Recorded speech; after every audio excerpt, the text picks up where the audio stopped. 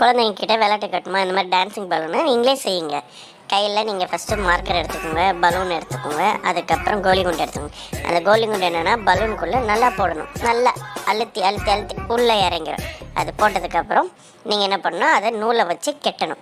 கோலி குண்டை நல்லா டைட் பண்ணிட்டு நூலை வச்சு ஸ்பீடாக சுற்றி நல்லா டைட்டாக கெட்டி முடிச்சதுக்கப்புறம் அந்த கோலி குண்டை அப்படியே திருப்பி ரிவர்ஸில் போட்டணும். நல்லா ரிவர்ஸில் பண்ணி அதுக்கப்புறம் நீங்கள் வாயில் ஊதி முடிச்சதுக்கப்புறம் நல்லா டைட் பண்ணிடுங்க.